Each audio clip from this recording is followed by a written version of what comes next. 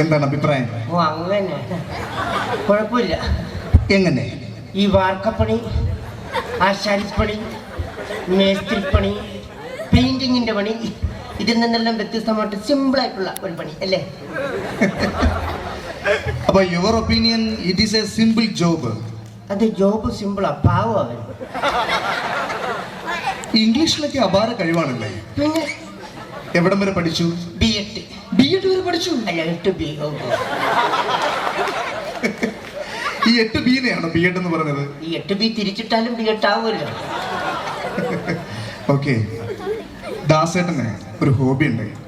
ദാസേട്ടന് hobby ഉണ്ടോന്ന് അറിയത്തില്ല, പിന്നെ ഒരു താടി ഉള്ളട്ടറിയാം. ഹോബി എന്ന് പറഞ്ഞാൽ വിനോദം എന്നാണ് അർത്ഥം. അങ്ങനെയാണല്ലേ? അതെ, ജയചന്ദ്രൻ മാഷിനുണ്ട് ഹോബി. പുള്ളിക്കും ഉണ്ടല്ലേ? ഉണ്ട്. എന്താണ് താങ്കളുടെ ഹോബി? എന്റെ ഹോബിയോ? വിനോദം. വിനോദം. What a beautiful marvellous hobby. താളലയ വിന്യാസങ്ങളുടെ ഒരു കൂട്ടുകെട്ടാണ് താങ്കളുടെ ഹോബി അല്ലേ? അതെ. എന്താണ് ആ ഹോബിയുടെ പേര്? ചീട്ടുകളി. ഓക്കെ, പാട്ടുകാരനായ താങ്കളുടെ പേര് എനിക്കറിയാം. ഇവർക്ക് വേണ്ടി എന്താണ് താങ്കളുടെ പേര്? എന്റെ പേരോ? എന്റെ പേര് സാബു. സാബു അല്ലേ? അതെ. സാ കഴിഞ്ഞുള്ളൂ.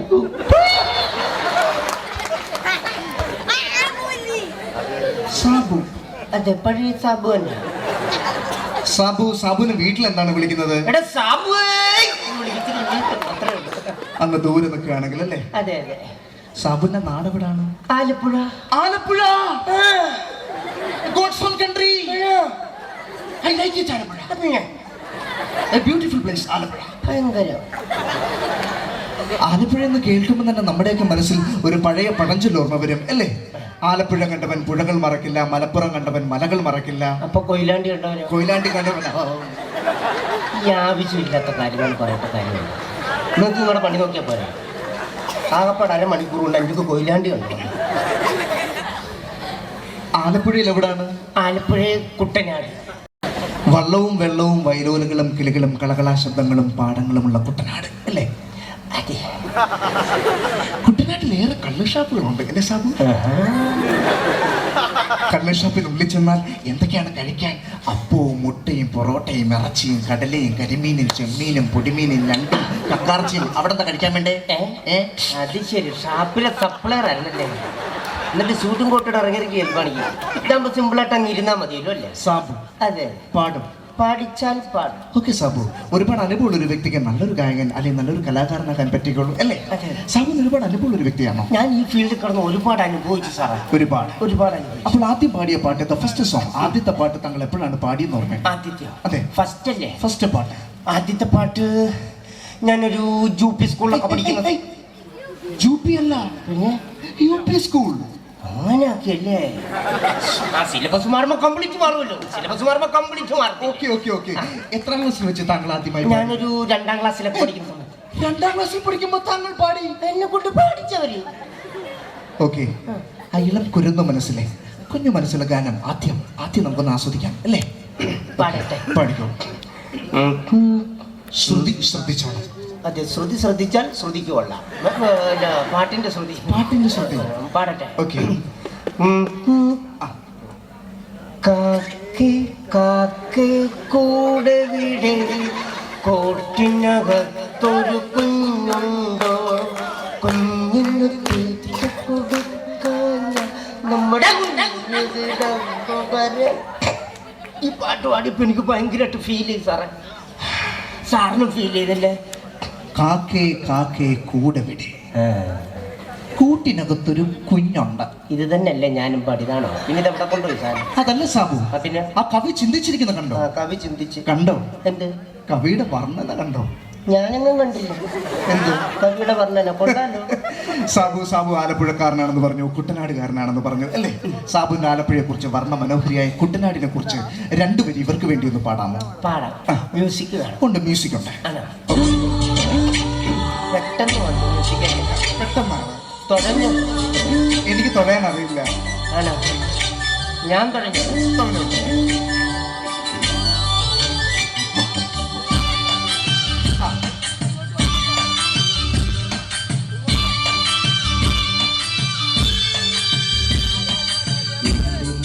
കുട്ടനാട് നെല്ലറയാണെൻ്റെ നാട്, എന്തി പാട്ട് നാടൻ പാട്ട്, പൊൻകുളം കാടിൻ പാട്ട്. എൻ്റെ നാട് കുട്ടനാട് നെല്ലറയാണെൻ്റെ നാട്, എന്തി പാട്ട് നാടൻ പാട്ട്,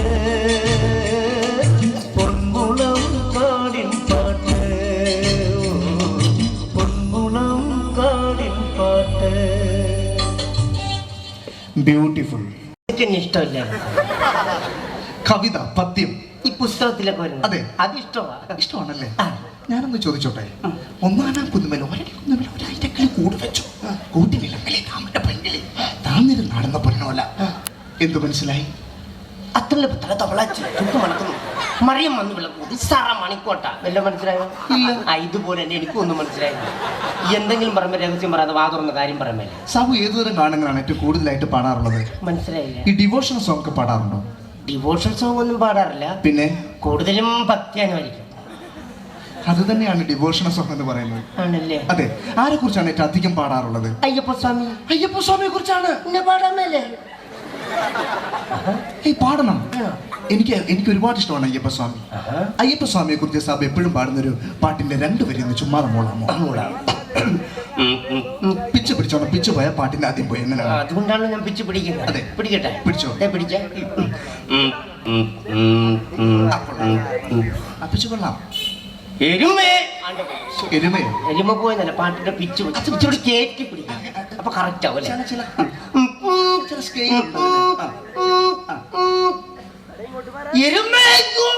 വേണ്ടല്ലേ?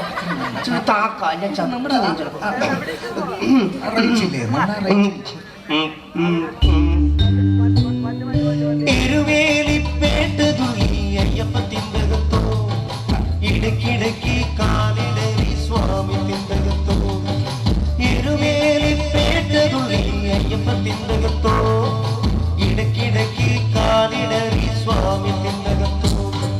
സ്വാമി തിന്തകത്തോ അയ്യപ്പത്തിൻ്റെകത്തോ, സ്വാമി തിന്തകത്തോ അയ്യപ്പത്തിൻ്റെകത്തോ. ഇതാണ് സാധാരണ പാടാറുള്ളത്. അയ്യപ്പസ്വാമിയെ കണ്ടതുപോലുണ്ട് അല്ലേ? ആണല്ലേ? ശബരിമലയ്ക്ക് പോവാറുണ്ടോ? പോവാറുണ്ട്. എല്ലാ വർഷവും? എല്ലാ വർഷവും പോവാറുണ്ട്. ശരണം വിളിക്കാൻ അറിയാമോ? പിന്നെ ശരണം വിളിക്കാതെ പോകാൻ പറ്റുമോ? അതല്ല, ഞാൻ ശരണം വിളിയിൽ അഗ്രഗണ്യനാണ്. ഞാൻ ശരണം വിളിച്ചാൽ ഏറ്റു വിളിക്കാൻ ബുദ്ധിമുട്ടാണ്. അതാര് പറഞ്ഞു? ഞാൻ തന്നെ പറയുന്നു. അതെ. ഒന്ന് വിളിച്ച വിളിക്കും. വിളിക്കും. ഓക്കെ. കെട്ടും കെട്ടി ശബരിമലയ്ക്ക് ആരെ കാണാൻ? സ്വാമിയെ കാണാൻ. സ്വാമിയെ കണ്ടാൽ മോക്ഷം കിട്ടും. മോക്ഷം കിട്ടിയാൽ പോക്കം നിർത്തും. അല്ല, ഒരാളൊരു സാധനം നമുക്ക് തന്നു കഴിഞ്ഞാൽ പിന്നെ പുള്ളി ബുദ്ധിമുട്ടിക്കട്ടോ. പാലം കടക്കുവോളം നാരായണ നാരായണ. അതല്ല കേട്ടെ, ബുദ്ധിമുട്ടിക്കുന്ന കേസ് കൊണ്ടുണ്ട്. അല്ല പിന്നെ പോയേനെ. ഓക്കെ സാബു. സാബി കസീറിൽ നിന്ന് രക്ഷപ്പെട്ട് വലിയ ഒരു ഗായകനായതിനു ശേഷം ഞങ്ങളുടെ അടുത്തൊരു ക്ലബ്ബിലെ ഹിന്ദുക്കളും മുസ്ലിങ്ങളും ക്രിസ്ത്യാനികളും എല്ലാവരും ഒന്നിച്ച് ചേർന്നൊരു ഗാനമേള സാബുവിനെ തരികയാണെന്ന് വെക്കുക. അവിടെ വന്നു കഴിഞ്ഞാൽ ആദ്യത്തെ പാട്ട്, ഫസ്റ്റ് സോങ്, ആദ്യത്തെ പാട്ട് സാബു ഏതായിരിക്കും പാടുന്നത്? ആദ്യത്തെ പാട്ടോ? അതെ, ഫസ്റ്റ് അല്ലേ? ഫസ്റ്റ് പാട്ട്. ആദ്യത്തെ പാട്ട് ഞാൻ ഗണപതി ഭഗവാനെ പാടും. അവിടാണ് പ്രശ്നം. ഗണപതി ഭഗവാനെ പാടിയാൽ മുസ്ലിങ്ങൾ പ്രശ്നം ഉണ്ടാക്കും. ആണോ? അതെ. അപ്പൊ ഞാൻ റസൂലെ പാടും. റസൂലെ പാടിയാൽ ഹിന്ദുക്കൾ പ്രശ്നം ഉണ്ടാക്കും. അയ്യോ, അപ്പൊ ഞാൻ രക്ഷക പാടും. രക്ഷക പാടിയാൽ മറ്റുള്ളവർ രണ്ടുപേരും പ്രശ്നം ഉണ്ടാക്കും. ഇവർക്കാർക്കും ഒരു പ്രശ്നമില്ല. സാറിന് എന്താ പ്രശ്നം? എനിക്ക് അറിയാൻ മേലായിട്ട് അതല്ല സാബു. പിന്നെ ഇവർക്കാർക്കും ഒരു പ്രശ്നം ഇല്ലാണ്ട് ഏത് പാട്ട് പാടി സാബു ഇവിടുന്ന് രക്ഷപ്പെടും. രക്ഷപ്പെടണം. അപ്പൊ എന്റെ മാസ്റ്റർ പീസ് തന്നെ പാടേണ്ടി വരും. ഏത്? ഭഗവാൻ ഭഗവത്ഗീതയിൽ പാടി. അത് ഹിന്ദുക്കളുടെ പാട്ടല്ലേ സാബു? 3 പേർക്കും കുഴപ്പമില്ലാത്ത രീതി പാടിയപ്പോരെ. എങ്ങനെ? ആ മ്യൂസിക് ഇട്ടു. എന്ത് പാടാൻ മേലാത്തോളം ഇതുപോലെ എത്ര പാട്ട് പാടി.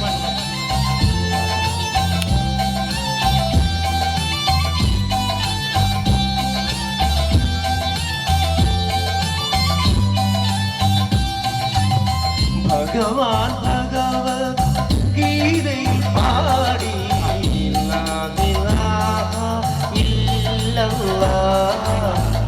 യേശു മഹാരക്ഷകൻ